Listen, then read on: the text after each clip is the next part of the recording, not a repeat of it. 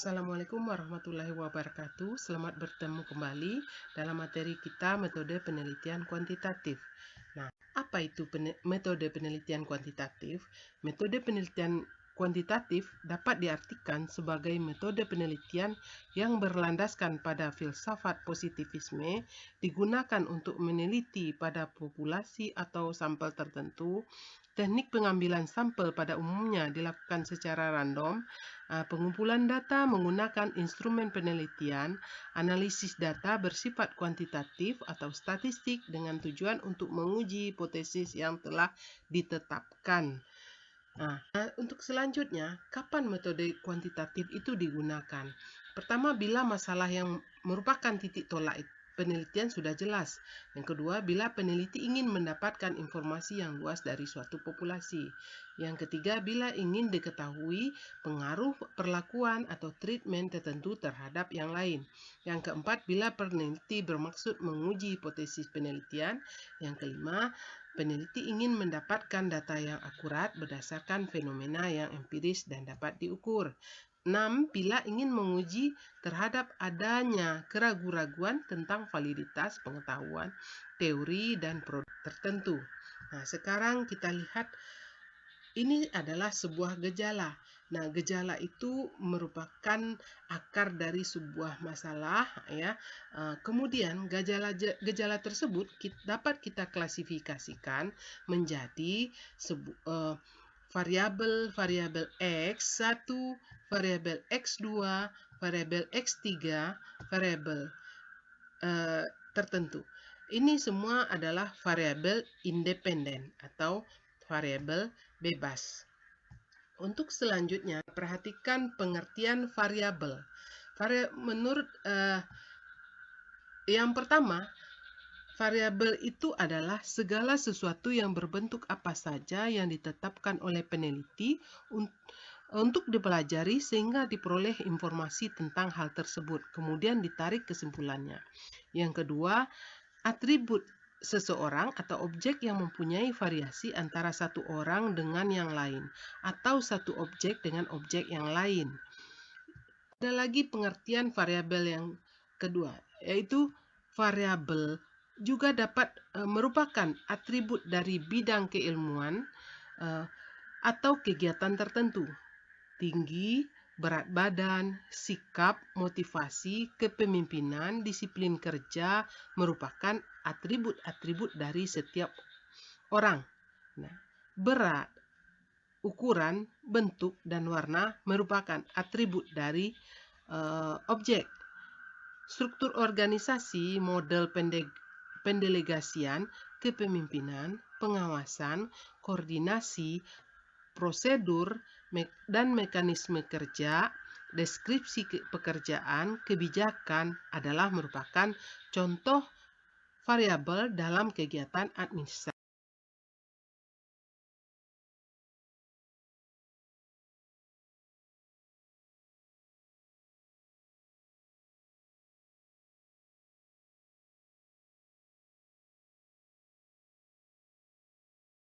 Pendidikan.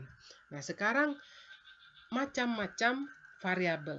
Kita lihat pengertian variabel itu sudah kita buat.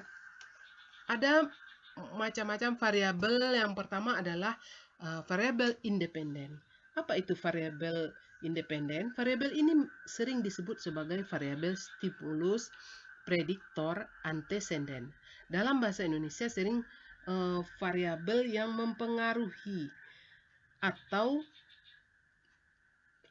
disebut variabel bebas. Ya, variabel bebas ini merupakan variabel yang mempengaruhi atau yang menjadi sebab perubahan atau timbulnya variabel dependen atau variabel terikat. Lalu variabel dependen. Ini sering disebut sebagai variabel output, kriteria, konsekuen. Dalam bahasa Indonesia sering disebut sebagai variabel terikat. Variabel terikat merupakan variabel yang dipengaruhi atau yang menjadi akibat karena adanya variabel bebas. Contohnya misalnya komitmen kerja ini terhadap produktivitas kerja atau model A terhadap hasil belajar. Itu contoh-contoh variabel independen dan dependen. Lalu di sini ada variabel moderator. Variabel moderator, variabel yang mempengaruhi atau memperkuat dan memperlemah hubungan antara variabel independen dengan dependen. Variabel disebut juga sebagai variabel independen kedua. Hubungan perilaku, misalnya perilaku suami dan istri akan semakin baik atau kuat kalau memiliki anak, dan akan semakin renggang kalau ada pihak ketiga ikut mencampuri. Di sini, anak adalah sebagai variabel moderator yang memperkuat hubungan, dan pihak ketiga adalah sebagai variabel moderator yang memperlemah hubungan. Hubungan motivasi dan produktivitas kerja akan semakin kuat bila peranan pemimpin dan menciptakan iklim kerja yang baik. Dan hubungan akan semakin rendah bila peranan pemimpin kurang baik dalam menciptakan iklim kerja. Kemudian ada lagi variabel intervening. Variabel intervening menyatakan bahwa variabel yang secara teoritis mempengaruhi hubungan antara variabel independen dengan dependen menjadi hubungan yang tidak langsung dan tidak dapat diamati dan diukur. Variabel ini merupakan variabel penyela atau antara yang terletak di antara variabel independen dan dependen, sehingga variabel independen tidak langsung mempengaruhi berubahnya atau timbulnya variabel dependen. Nah, contohnya tinggi rendahnya penghasilan akan mempengaruhi secara tidak langsung terhadap harapan hidup, panjang pendeknya umur. Nah, dalam hal ini variabel antaranya yaitu yang berupa gaya hidup seseorang. Antara variabel penghasilan dengan gaya hidup terdapat variabel moderator, yaitu budaya, lingkungan, tempat tinggal. Untuk selanjutnya, kita lihat variabel independen. Contohnya, variabel X, variabel dependen, Y. Nah, ada lagi variabel moderator yang X2, X3 adalah intervening. Variabel seperti ini contoh-contoh dari langkah-langkah penelitian kuantitatif. Setiap penelitian selalu berangkat dari masalah atau potensi. Dalam penelitian kuantitatif, masalah yang dibawa oleh peneliti harus sudah jelas dan ditunjukkan dengan data yang valid. Setelah masalah diidentifikasikan dan dibatasi, maka selanjutnya masalah tersebut dirumuskan. Rumusan masalah pada umumnya dinyatakan dalam kalimat pertanyaan. Dengan pertanyaan ini, maka akan dapat membantu peneliti untuk kegiatan penelitian. Berdasarkan rumusan masalah tersebut, maka peneliti menggunakan berbagai teori untuk memperjelas masalah dan menjawabnya. Jawaban terhadap rumusan masalah yang baru menggunakan teori tersebut dinamakan hipotesis. Nah, hipotesis tersebut selanjutnya akan dibuktikan kebenarannya secara empiris di lapangan. Untuk itu, peneliti menetapkan populasi sebagai tempat pengujian dan sekaligus menyiapkan instrumen penelitiannya. Bila populasi terlalu luas dan ada keterbatasan penelitian dari peneliti, baik dari segi tenaga, biaya, dan waktu, maka peneliti dapat menggunakan sampel yang diambil dari populasi tersebut. Bila peneliti bermaksud membuat generalisasi, maka sampel yang diambil harus representatif dengan tingkat kesalahan tertentu. Instrumen yang digunakan akan digunakan untuk pengumpulan data harus valid dan reliable. Untuk itu, sebelum instrumen digunakan, maka harus diuji validitas dan reliabilitasnya. Setelah instrumen teruji validitas dan reliabilitasnya, maka digunakan untuk mengukur variabel yang telah ditetapkan untuk diteliti. Instrumen untuk pengumpulan data dapat berbentuk tes dan non-tes. Untuk instrumen yang berbentuk non-tes dapat digunakan sebagai kuesioner, pedoman observasi, dan wawancara. Dengan demikian, teknik pengumpulan data Selain berupa tes dan dalam penelitian ini dapat berupa kuesioner, observasi, dan wawancara. Nah, data yang telah terkumpul selanjutnya dianalisis. Analisis diarahkan untuk menjawab rumusan masalah dan hipotesis yang diajukan. Dalam penelitian kuantitatif, analisis data menggunakan statistik. Statistik yang digunakan dapat berupa statistik deskriptif dan inferensial atau induktif. Statistik inferensial ini dapat berupa statistik parametris dan statistik non-parametris. Nah, peneliti menggunakan statistik inferensial bila penelitian dilakukan pada sampel yang diambil secara random. Nah, data analisis selanjutnya disajikan dan diberikan pembahasan. Penyajian data dapat menggunakan tabel, distribusi, frekuensi, garis grafik, batang, dan chart, dan juga piktogram. Nah, pembahasan terhadap hasil penelitian merupakan penjelasan yang rasional. Setelah hasil penelitian diberikan pembahasan, maka selanjutnya dapat disimpulkan. Kesimpulan berisi jawaban singkat terhadap setiap rumusan masalah berdasarkan data yang telah diambil. Jadi, kalau rumusan masalah ada 5, maka kesimpulannya juga 5. Karena peneliti melakukan penelitian untuk bertujuan memecahkan masalah, maka peneliti berkewajiban untuk memberikan saran-saran. Nah, apabila hipotesis yang diajukan tidak terbukti, maka perlu dicek apakah yang salah dalam penggunaan teori instrumen pengumpulan data, analisis data, atau instrumen yang dianjurkan. Nah, selanjutnya dilakukan laporan penelitian. Kita lihat masalah. Masalah itu adalah bisa diartikan sebagai penyimpangan antara yang seharusnya dengan yang sebenarnya terjadi, antara teori dengan praktek, antara aturan dengan pelaksanaan, antara rencana dan pelaksanaan. Stoner mengemukakan bahwa masalah-masalah yang dapat diketahui atau dicari apabila terdapat penyimpangan antara pengalaman dengan kenyataan, antara yang direncanakan dengan kenyataan, adanya pengaduan, dan kompetensi. Kita lihat sekarang, ini sumber masalah. Apa saja yang menjadi sumber masalah tersebut? Pertama adalah penyimpangan dengan pengalaman. Di dunia ini tetap hanya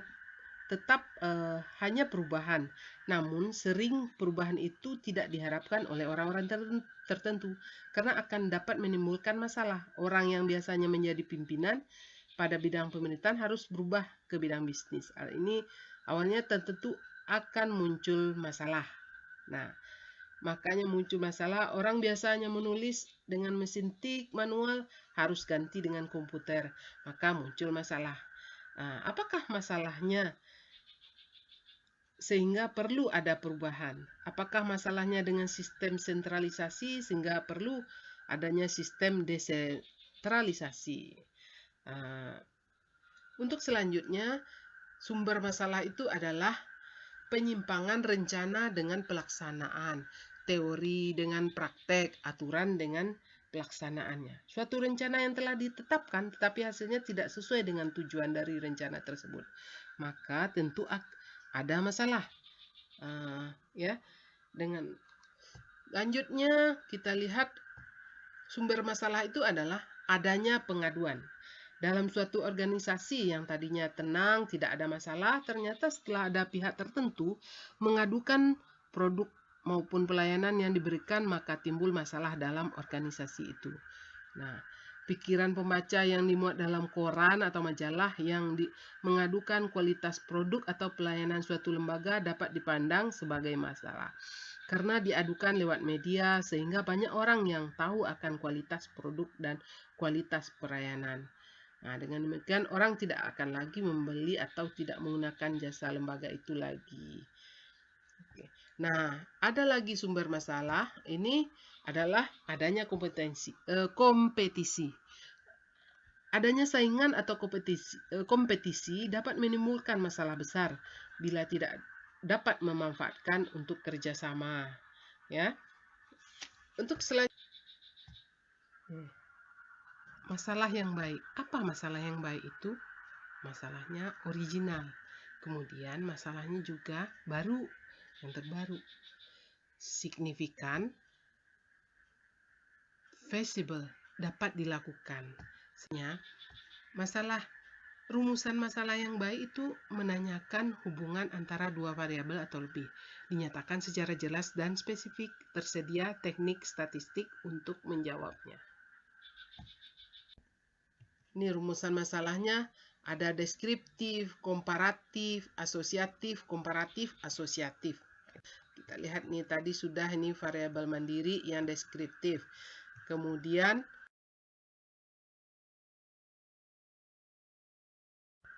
ada lagi rumusan masalah komparatif, menanyakan perbedaan atau persamaan suatu variabel atau lebih pada objek yang berbeda. Kita lihat, ini ada variabel X1 dibandingkan dengan variabel X2. Variabel X1 perbandingan dengan variabel X2 dibandingkan juga dengan variabel X3. Ini variabel independen semua. Nah, pertanyaannya yang menjadi rumusan masalahnya, adakah perbedaan model pembelajaran A dan model pembelajaran B? Nah, untuk yang kedua, kita lihat ini ada X1, X2, dan X3 nih. Adakah perbedaan motivasi belajar antara sekolah C, sekolah D, dan sekolah E ya, dan selanjutnya. Kemudian ada lagi rumusan masalah asosiatif ya. Asosiatif menanyakan hubungan antara dua variabel atau lebih. Ya, yang pertama ya, dua variabel atau lebih. Ini variabel X, variabel Y. Ini yang berbentuk simetris hubungannya. Hubungan simetris ini adalah hubungan antara dua variabel atau lebih yang kebetulan munculnya bersama. Jadi bukan hubungan kausal atau interaktif. Contohnya, rumusan masalahnya, adakah hubungan antara banyak bunyi burung perenjak dengan tamu yang datang? Nah, hal ini bukan berarti yang menyebabkan tamu datang adalah bunyi burung ya. Ini biasanya di pedesaan-pedesaan. Kemudian, adakah hubungan antara banyaknya semut di pohon dengan tingkat manisnya buah? Nah, itu juga hubungannya simetris bersamaan. Lalu kemudian di sini ada